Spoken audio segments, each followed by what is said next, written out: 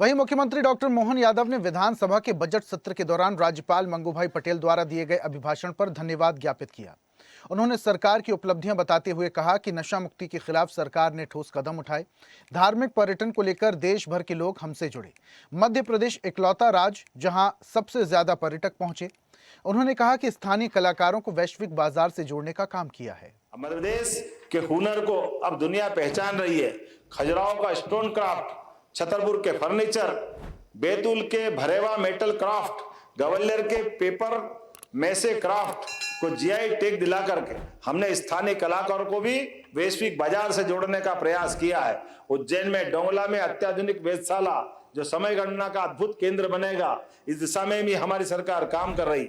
और science city जो वर्तमान में उज्जैन केवल धार्मिक नहीं, केवल व्यापारिक नहीं, प्राचीन ज्ञान विज्ञान का भी केंद्र है। इसलिए मध्य प्रदेश को सम्मान दिलाते हुए पहली बार बजाय ग्रीन ब्रिज के उज्जैन से समय का निर्धारण हो, बजाय और कोई काम करने के, जिस प्रकार से इसरो है, इसलिए स्पेस टेक पॉलिसी भी हमारे राज्य में ला करके यहाँ के वैज्ञानिकों को मौका दिला करके प्राचीन ज्ञान पे भी गर्व हो सके, ऐसे कई काम हम हमारी सरकार के माध्यम से कर रहे हैं। देश में सांस्कृतिक चेतना का जो नव जागरण हुआ, ये वाकई अद्भुत है और मध्य प्रदेश उसका साक्षी बन रहा है।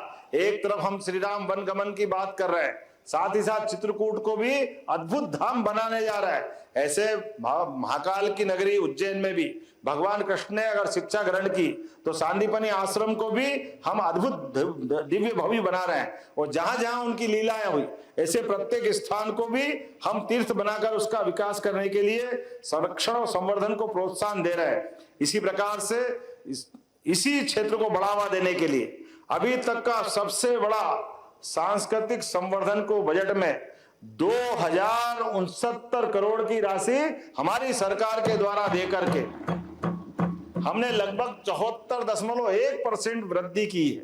ये हम उसी प्रकार से इन प्रतिबद्ध हैं, जिसके आधार पर धार्मिक पर्यटन को लेकर के देश भर के लोग हमारे से जुड़े। और ऐसे में जब हम महाकाल ओंकारेश्वर की बात कर सकते हैं तो पशुपतिनाथ लोक का लोकार्पण में करके आया।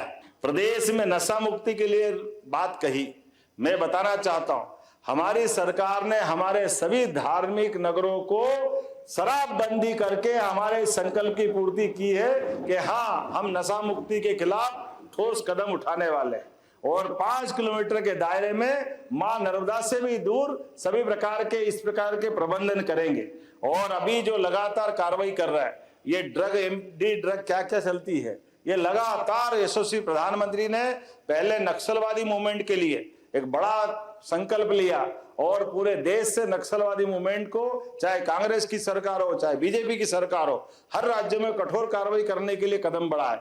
उसी प्रकार से सभी प्रकार के ड्रग के खिलाफ, नशों के खिलाफ राज्य सरकार भी भारत सरकार के साथ कदम से कदम मिला करके हर जगह, हर जिले में, हर संभाग में ठोस कार्रवाई कर रही है। पर्यटन के क्षेत्र में भी जिस प्रकार से राज्य का बजट बढ़ा है, वैसे प्रदेश में प्राकृतिक, ऐतिहासिक, सांस्कृतिक और आध्यात्मिक विरासत के कारण से अकेला एकमात्र राज्य है जहां पर 13 करोड़ से ज्यादा पर्यटक हमारे राज्य में आए हैं। ये हमारे लिए सौभाग्य की बात है।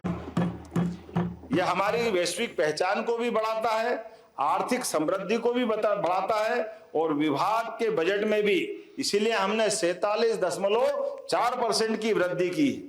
मैं पर्यटन विभाग के माध्यम से 2026-27 में ही जब बात देखता हूं आंकड़े की, तो सच में वित्त मंत्री जी को धन्यवाद दूंगा और टूरिज्म मिनिस्टर कहां धर्मेंद्र भाई, आपको बधाई देना चाहूंगा।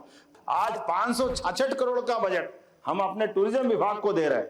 फिल्म पर्यटन नीति 2025 में हमने लागू की। मुझे इस बात की प्रसन्नता है, सारे फिल्म बनाने वाले अलग अलग प्रकार के, अब तो साउथ वाले भी और बंबई वाले भी, सारे लोग आकर के हमारे राज्य में, राज्य के अंदर इन फिल्म पर्यटन नीति का लाभ लेना चाह रहे हैं, जिसके आधार पर हमारे सारे पर्यटन केंद्रों को भी हम सबके बीच में ले जाना चाहते हैं। और ऐसी ही ताजा खबरों के लिए लाइक, फॉलो और यूट्यूब पर सब्सक्राइब कर बेल आइकन जरूर दबाइए और हर अपडेट के लिए विजिट कीजिए स्वदेशलाइव.com।